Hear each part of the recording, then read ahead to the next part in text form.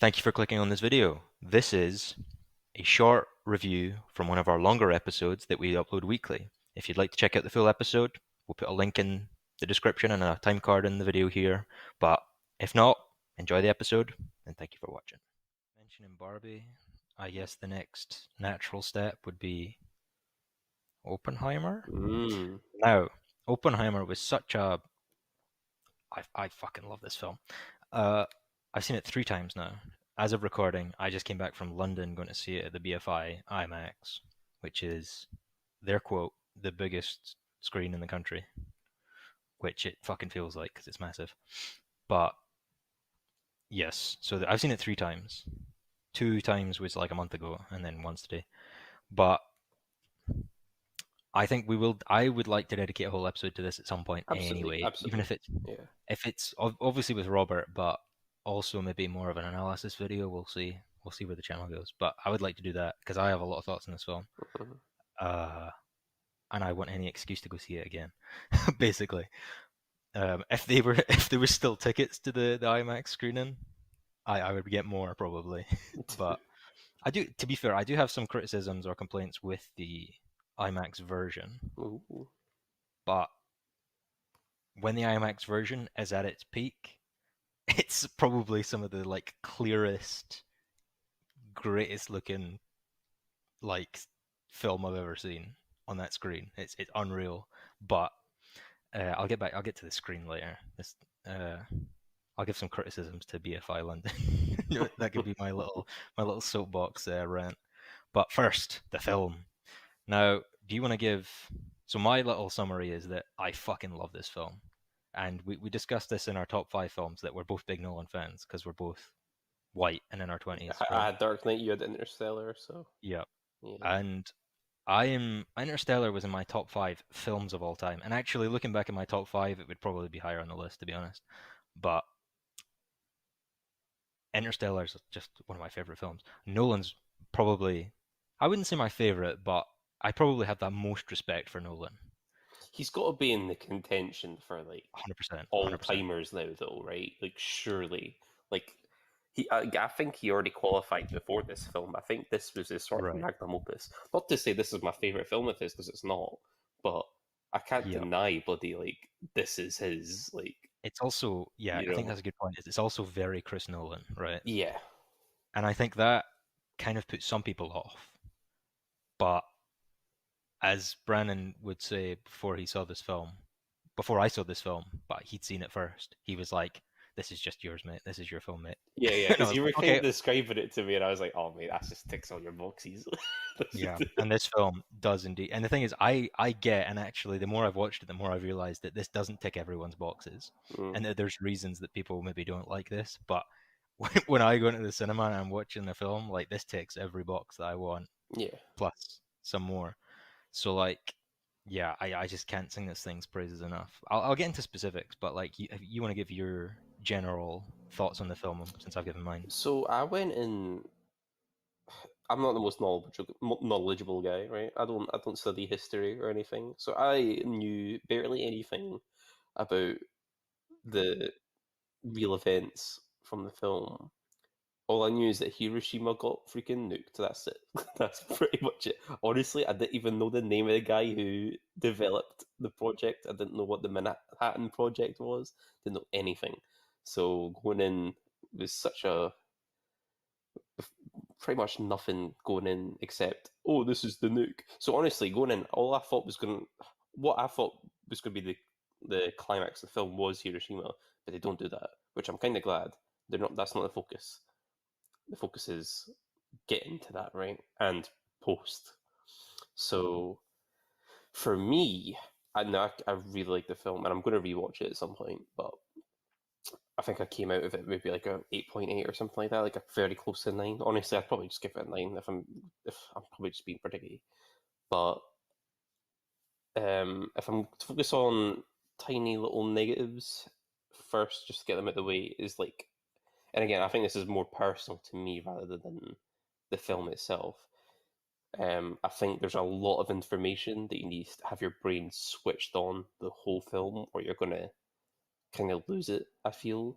and it is quite hard because you do jump around time fairly often. They do a really good trick making it black and white when it's um, Strauss's POV, and then Strauss. Strauss comes Strauss. Um, S- Strauss. Strauss, and then obviously in color when it's Oppenheimer's, and I really like that. Yeah. But it can be really easy to kind of lose Yeah. where you are, which happened to me a couple times. Maybe that's just because I watched Barbie before that and my brain was dead. so, Have so you seen? You've only seen it once, right? I've only seen it once, but I might see it again Okay. tomorrow. So I would say, having watched it. Also, I'll just say quickly, if we're putting numbers on this film, you said 8.9, I, I'd, 8.8, I honestly, I'll just round to a 9, just to 9. not be Okay, awkward about it. I'm sitting at like 9.8, Yeah, 9.9. yeah. Like I'm this is honestly very. surprised it's not a 10 for you. Honestly, Uh, I'm really surprised. yeah. Okay. Because Well, to me, there's no such thing as a perfect film, right? Like even your favorite film surely has like nitpicks, you know. So I'm really surprised this doesn't like hit your like perfect film list kind of thing. But I don't know, like would you say, like, I know it's like maybe early days, but would you say that's like top five potentially or top 10? 100%. Yeah. Yeah, that's what I'm Yeah. saying. Like, I feel like it's crazy that you don't give it a 10 then, like, because it's like, but I suppose it Uh, depends. I guess it I depends don't like how think. because I don't know. It depends how you view it, I suppose. I think the thing is this film is trying to be a lot, so you kind of have to bring it down whenever it does fail because it is doing a lot. Like you say, it's very complex in the way he's jumping around. Right. Whereas, so like for example, Back to the Future was on my list for top five. I would probably give that a 10 just because I can't find a problem with it, Mm. right? That's not how I grade things, but like that's that's basically the gist of it is that that is a for what it wants to be, that film is absolutely spot on the razor's edge, like perfect. 10. It cannot be better, right? This film that because it's trying to be what it is, and it is exactly what it's trying to be. It's a 10. Yeah. This is trying to be a lot, so I feel like there's maybe more that you can criticize about it in the way All it's right. structured because it's so complex in its construction. Yeah. And I'm not saying that to be a snob, right? Like it's a complex film. You Hmm. like, and I think so that would probably bring it down, but I think in my case, I don't know how this will be with everyone, or if it will be with you. That's why I was asking about have you seen it more than once? Because on a rewatch, I find this film very rewarding because you know exactly when things are happening. Because I do remember the first time watching it thinking, I know they do have because they have different times and they have different POVs, Yeah. which is not that helpful when you're not willing to put on like, oh, this is 1964. Well, none of it was 1964, but when this is like 1947, this is 1945, this is 1943. When you're not doing that, it can get a bit complex to kind of think about exactly when you are because you have the quote unquote court hearing, you have the cabinet hearing from Strauss's point of view, you have the Atomic Energy Committee hearing or like meeting for Oppenheimer that are both going on at different times. They're like a few years, they're like 5 years apart. Plus, you have the Oppenheimer stuff from the war and all that. Like, it's quite a bit. Mm. But I on rewatch, I can't knock that anymore because I knew where I was all the time, and it when you're in that and everything clicks and everything, you're like, oh yeah, I'm never lost anymore. You can start paying attention to more things, and that's kind of what I felt is that the first time I was a bit like, oh shit, where am I? And then you would get it, and you'd be like, all right, okay, okay, okay. Or sometimes you retroactively go, oh, well, that happened then, so we must have been in the past then or something. But this time I was like, right, I know exactly where I am. As soon as the scene starts, go, and it was a lot. It was a lot better. I felt so. I'd be interested to hear what you feel on a rewatch. Yeah, I feel like I'm expecting to just understand it more because like the first time round I was watching the film but also processing and like so much information at the same time that I've not heard before. Whereas now I will know that. Even the thing is even when you do know what's going on or know who people are or how they fit into things, you're still getting a lot of information. Yeah. even if you already know some of it, or even if you already know a majority of it, Hmm. you're still getting a lot within a scene. But yeah, and I really like there's like a lot of I think probably one of my favorite thing this film does, and this might not go over well with people who are uh, politically aligned, hard on an edge, right? Is this film I feel like beautifully walks the line of arguing for and against through Oppenheimer and the people Yeah, around him, and especially the scientists and the government relationship. yeah. I think that is done absolutely to a I T, agree perfectly. because I really get turned off by films that get political. Obviously, it depends on the context, right? Because obviously, this is Because Oppenheimer. It's a real life well, story. It makes this one's sense, right? this one's different, right? Because this one does get political, Hmm. but it gets political in such a good way. Yeah, So it's yeah, not just that things get political; it's that things get starkly political on one side when you feel like you're being talked at, whereas these characters are talking to each other and we're seeing it. I think that's the yeah, difference, right? yeah. Which, Sorry, yeah, not to cut yeah, you off, but exactly. I got excited. No, I was just gonna. Like, 'cause I really want to get on at this film today, but it's like Barbie, where Barbie feels like it's telling you their agenda, whereas this film's like no, they're having a discussion about each side, and you're getting an equal amount of side from each of the characters and stuff. Because again, I'm so out of the bubble. Like, I don't even know what a communist was before this film. Like I don't know. Like again, And you're not alone you know in what I that, mean? right? And they even there's a lot of I've heard. Okay, so a thing about this film, and this will come back to your point about not knowing what that Yeah. um, is that I do feel like that because it's such a nuanced point of view, and it is nuanced, right? That's not being mean a snob, right? This is actually like a nuanced point of view film, and I think the thing is that if you go in with predetermined views on the the Manhattan Project and the bombing of Hiroshima and Nagasaki as a whole, Hmm. I do think you could quite easily pick out the things that are for your argument and quite easily shun the things against your argument. And you could quite easily create an echo chamber around this film. And I'm not pointing names, but like even the first time I saw this film, like I'm very interested in like World War II history, especially, Yeah. and I'm very I wouldn't say pro bomb, but I'm very like I don't think you can be pro bomb, but like I'm very like it was kind of a necessary evil. That's just where I am. But Yeah, and I I think know the that film did a good job of conveying that as well. You know. yeah, but it also did a great job of conveying the opposite Well, that well exactly. maybe Yeah, it's not necessary, and that's where we go, where it's like they're arguing both sides.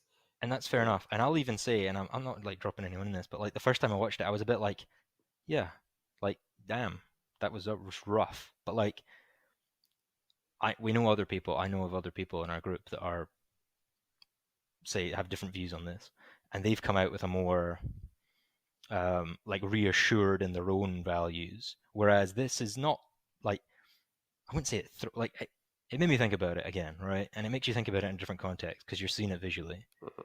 Yeah, And it's that's one thing about history a lot of the time is that you can't you can't see it right all the time. yeah, Like you can see relics and all that, but you can't see exactly how it was. Um, but yeah, this film does that fantastically, yeah. and I think just that alone is just unbelievably. And that's not even really the aim of the film, Hmm. which is the It's a biography at the probably end of the day. It's a it biopic. is, but I think the crux of this film, right, is really it's about Strauss and Oppenheimer. That's really Yeah, the crux of it. It's really about Oppenheimer, obviously on his journey of creating the bomb, but also like coming to terms with it, which is probably the more obvious thing that I knew going in.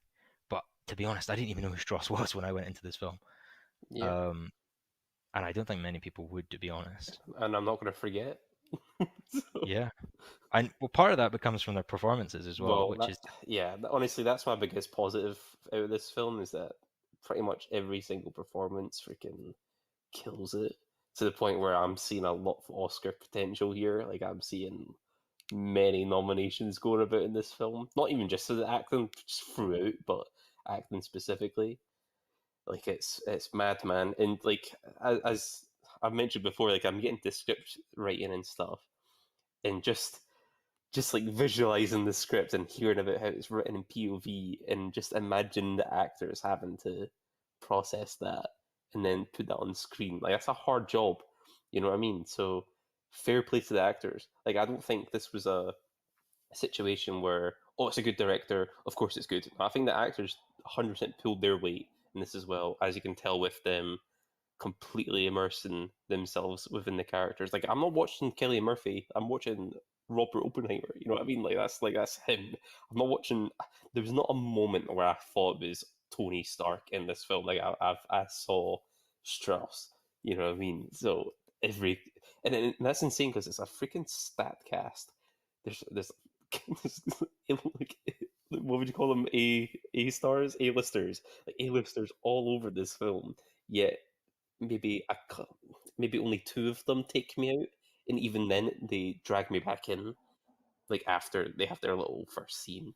For example, Rami Malek being one of them. When I first saw him, I was like, "Oh, it's freaking Freddie Mercury!" And then he has his scene later on in the film, and then I'm like, "Oh, right, okay." I'm completely like, I'm totally freaking sucked in. So I think for me, the acting performances were the highlight. But from a film filled with highlights, it says a lot. But yeah, for sure.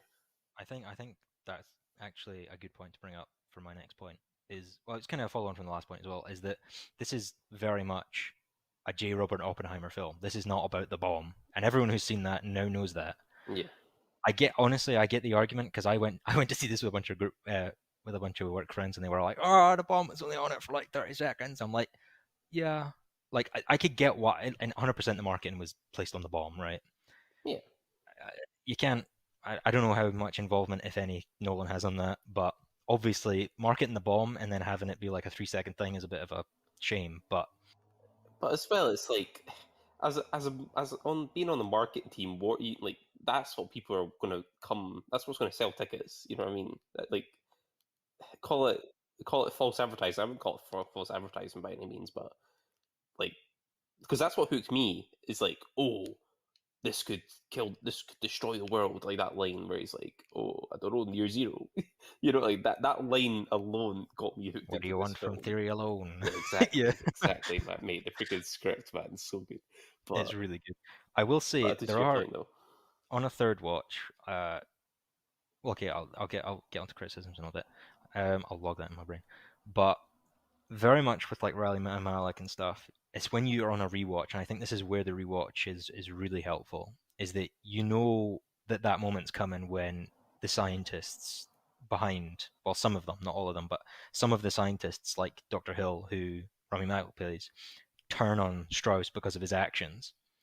And I think it's I didn't notice this the first time, obviously, because you're not looking out for it, but the third time, there's multiple occasions in this film where Oppenheimer treats Dr. Hill badly, right? hmm And I think that's Nolan. Like, if you're looking at like the bells and whistles and how this thing works, I think that's Nolan like putting a red herring out that by the end of the film, because they bring out Hill and they keep talking about Hill, and he's like, "When's Doctor Hill coming? Is he going to? He's going to be for you?" Yep. They bring that up a few times, and then at the end, you're like, "Oh, here's Doctor Hill. He's gonna go, he's gonna be in favor," and then he's completely against, and he's like the start of the end for Strauss.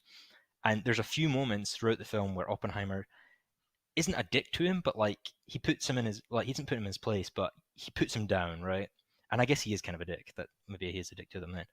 But Hill doesn't take that as like a petty judgment of him, and he doesn't try to ruin Oppenheimer's career the way Strauss does. Even though Strauss actually hasn't, even though Oppenheimer actually hasn't ruined Strauss's chances. He made fun of him that once in court about the sandwiches, but and the isotopes. But like there's a few moments, like there's one moment where he smacks the clipboard out of Rami Malek's hand. Cillian Murphy does, and he's like makes a scene in a hotel. And then there's another one where he's like, "Do you really have to write that down?" And he grabs his pen off him and he throws it in his pocket. And you see him be like, "Oh, this guy's a real fucking dick." But then he's like in favor of him at the end, and it's such a great. That's a really great way of having like the kind of relationship that these scientists have and the respect they have for each other versus they've seen this animosity towards someone in their group and this is them now rejecting that publicly, and that's such a great moment. It's such a great little like background yeah. thing going on that you don't pick up the first time, but you definitely pick up on the second time, or at least the third time. So I love that. I will say Rami Malek and Robert Downey Jr. are probably the two that stuck out to me the most the first time. For sure. Yeah. Again, on the second watch, even Alden Ehrenreich did stick out to me a bit. Mm, On the third rewatch, I think I'm kind of used to them being the characters now, so they don't stick out nearly as much. But the first time, I will say they did definitely stick out. But yeah. uh, a few criticisms. I'll go into a few criticisms because I haven't given it a 10, right? And if I'm not giving it a 10, I should really state why. I do Yeah. think there are some lines in the film that I don't like. There's a few lines where I get the point they're getting across, but I think on a rewatch kind of makes it come across a bit.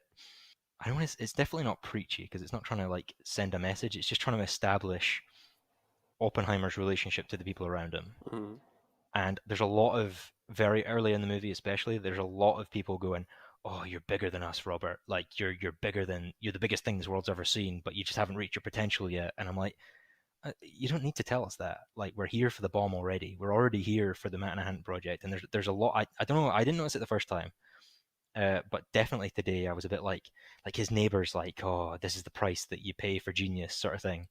And I'm like, yeah. that one's not as bad, but that's like the first time it happens. And then you get it a few more times, and it almost seems like, well, one time's enough. You don't really need to keep telling me that everyone thinks Oppenheimer's like hot shit, you know? Mm, It just it feels a little bit clunky at times with that, where it's like you're you're not just. I To be fair, I do like the one that Lauren says, where he's like, "You're not just self-important, you're actually important." I like that one, yeah. but there's a few moments like that that I don't think land as good as that moment that Lawrence has, but they're saying the exact same thing. So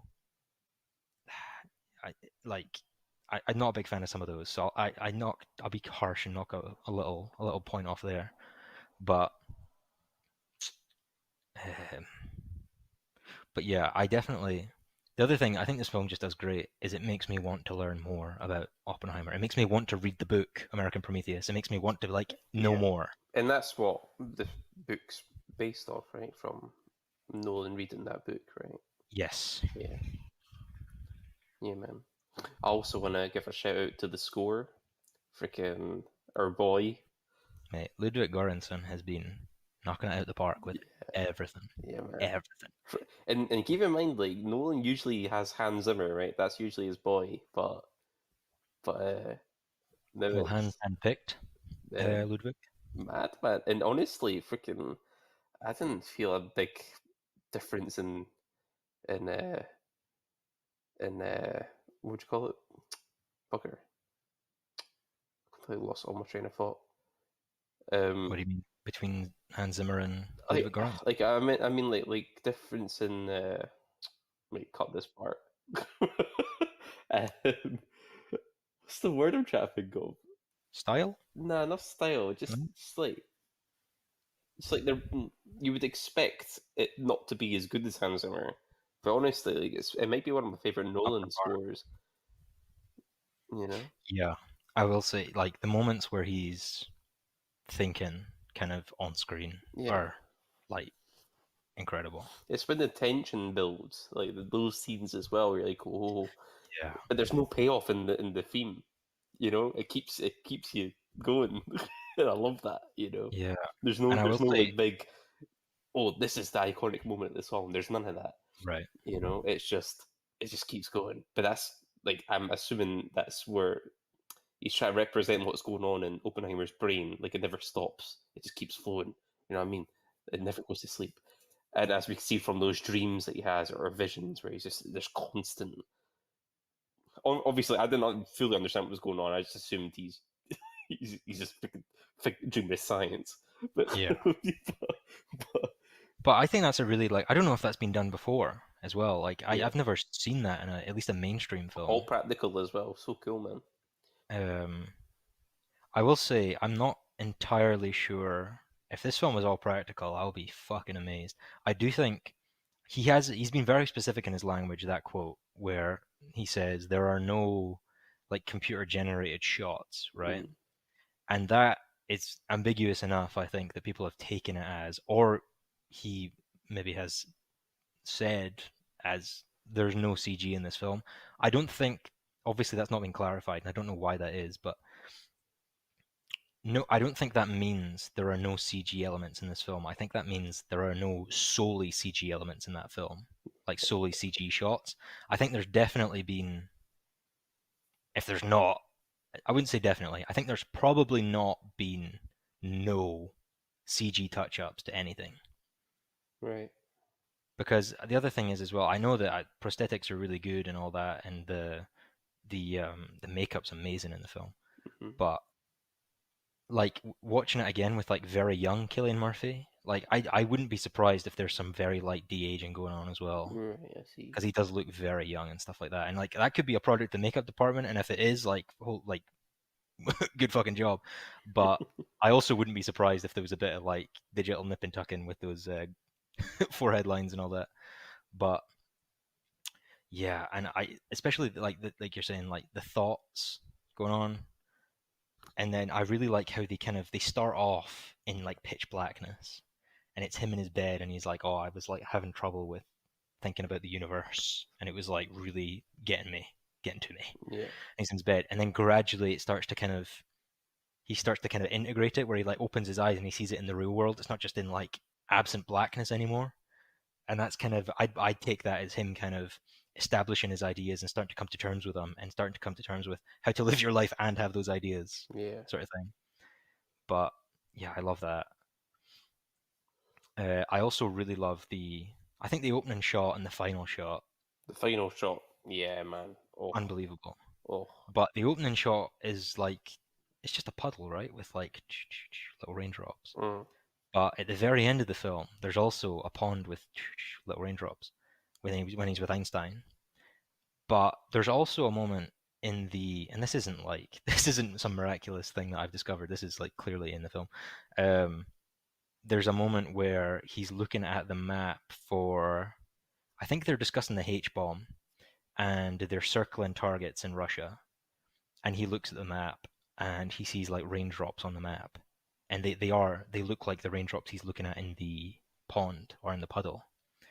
And I love that, like he's talking to Einstein, and it's like the pond is like the visual representation of like him thinking about the end of the world, because there's raindrops all over the pond and they're like constant sort of thing, and that's him like visualizing like the detonation of the world, Yeah. and that's him his looking over the pond is him like thinking about that and doing his like 1,000 yard stare. But just stuff like that, where like the opening shot is like kind of symbolic of the world he kind of create with the bomb he makes, and Right. just like, again, very snobby, but I like it a lot. It's really good. But the I will say my 100% my favorite scene in the what's I would say it's a sequence because it's multiple shots, multiple scenes, but it's the very tail end of one shot, and then like the next one is like my favorite sequence in the film, is the speech he gives after the bomb has been successfully tested. Hmm. Oh no, no, this is actually after the Yeah. first bombing in Yeah. uh, Hiroshima and Nagasaki. I think it's after Hiroshima and Nagasaki. He gives the speech, and he's like, "Oh, it was a success, and like the Japanese didn't know what hit them, and I wish we'd only managed to get the Germans." And he's very like, again, very obvious, but he's very he's the kind of poster boy, and he's like given into that to tell the people what they want to hear, but he's like losing his shit at the same time. And Yeah. I love how it starts so like he's just on the podium, and the background starts to rumble, Yeah.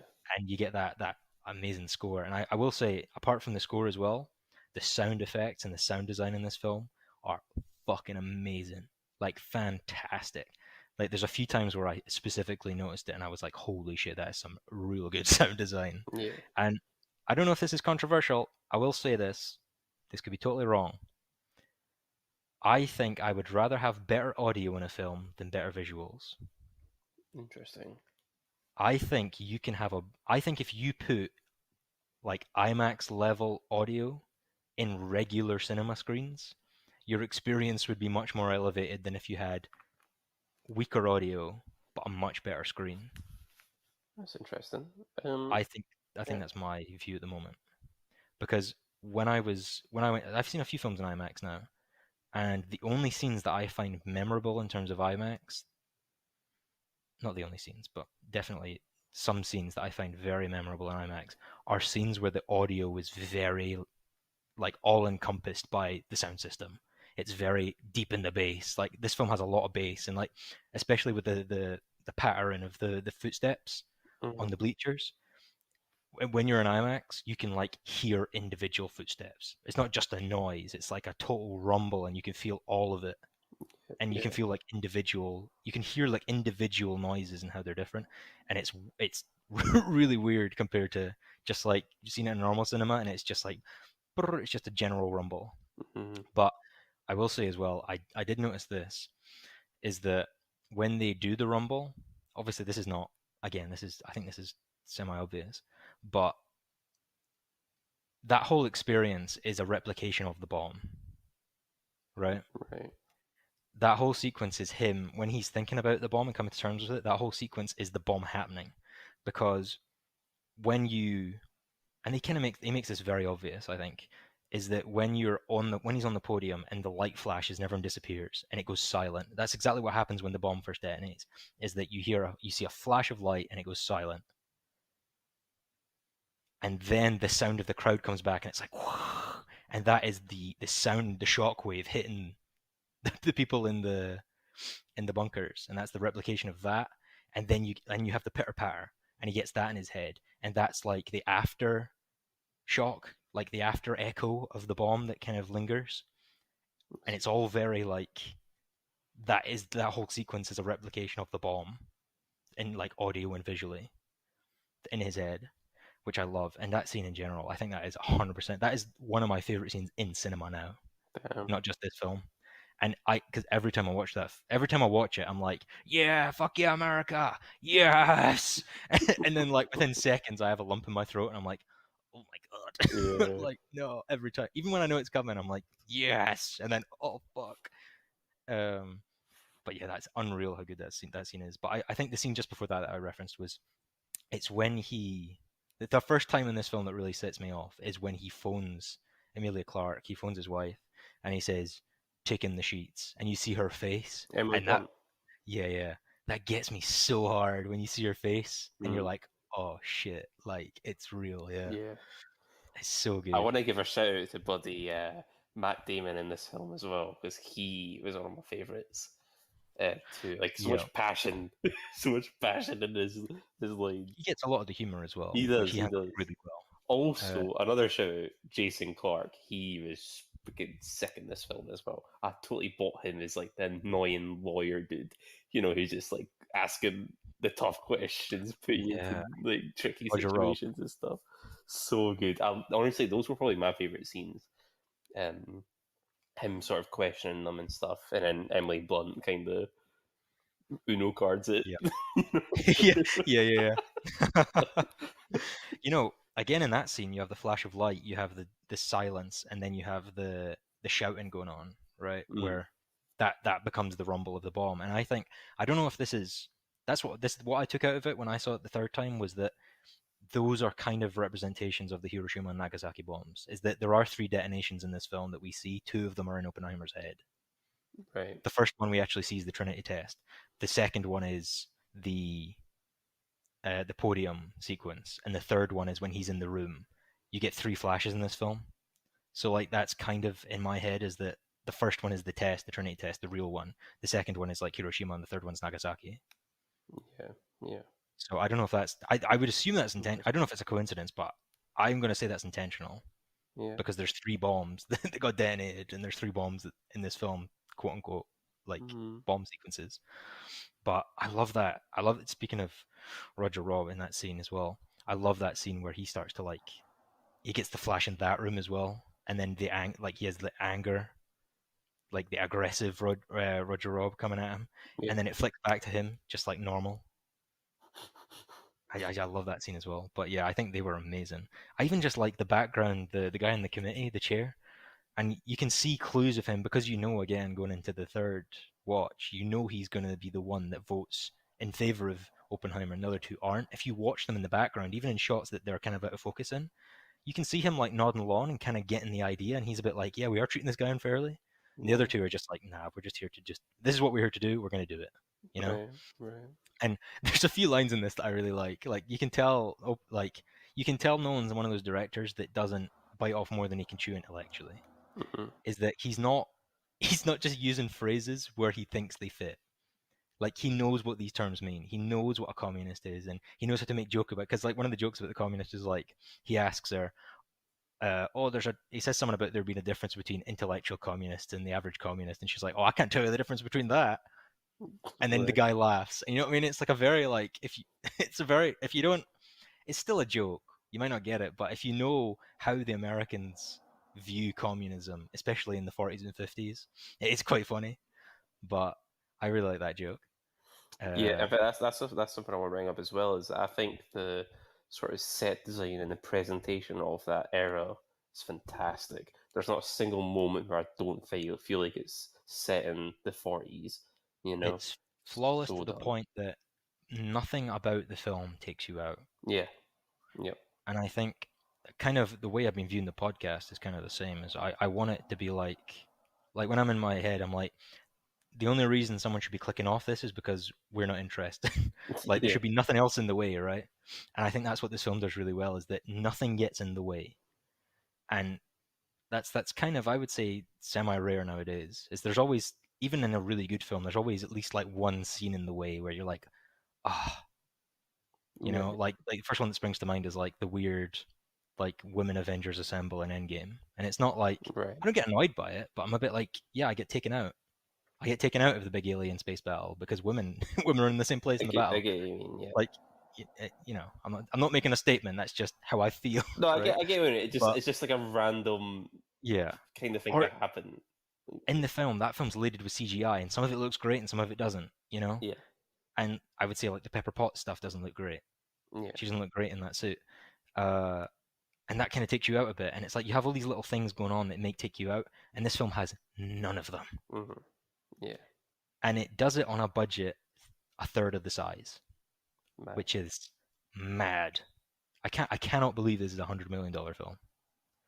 Yeah, it's pretty crazy.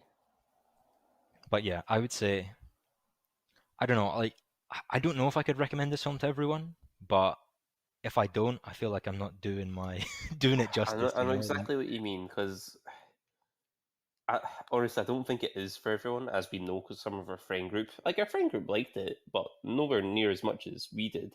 And some, like, I mean, I think our friend group's pretty split. There's most half of us big fan, other half meh. It's okay, it's good.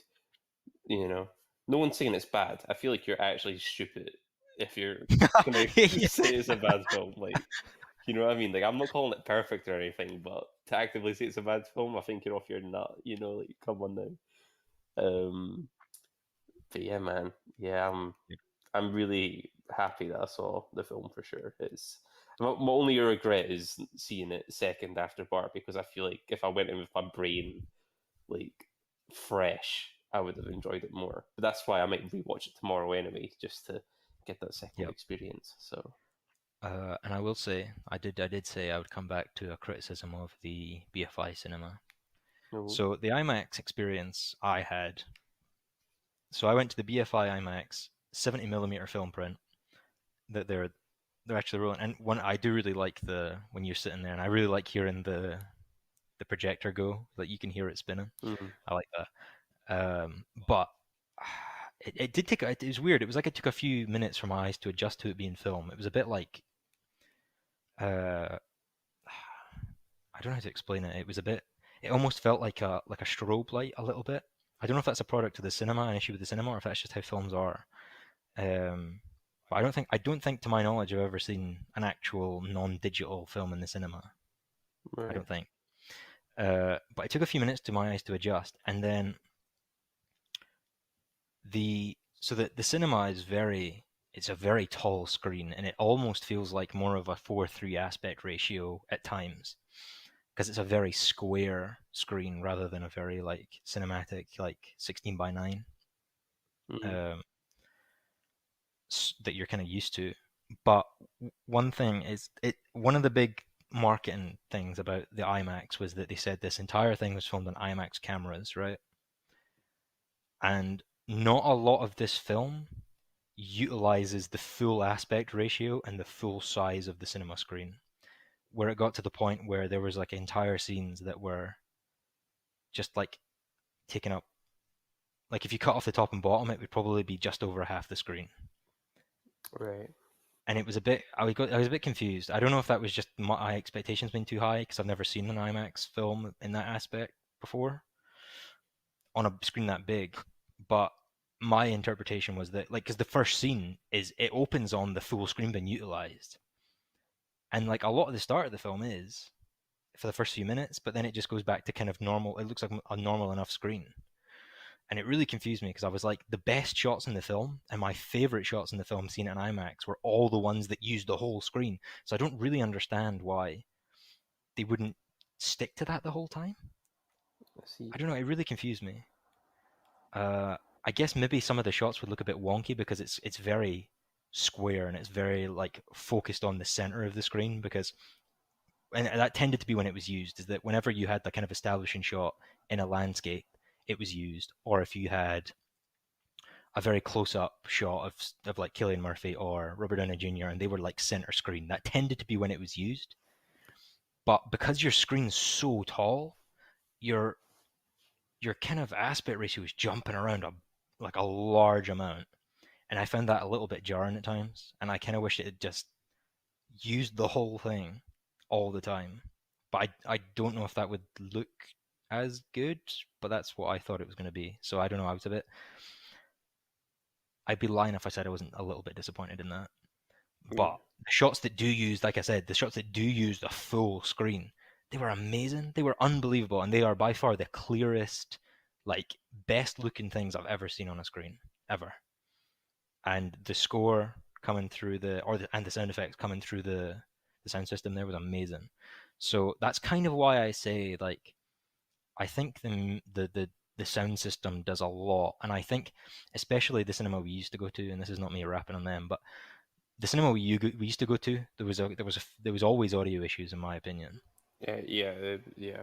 Got and unlucky. even once because like we'd went and I never noticed it, and then we went again and something broke in our screening, and then every time we went subsequently, it was like it wasn't quite right, and I feel like whatever they did when they fixed it, they hadn't calibrated it properly, or they'd replaced it with poorer speakers or something because it felt very thin, the audio, and I feel like when the audio is that thin but the visuals are that good, and this is specifically Avatar, we went and seen it at the time, but every film after that felt very thin.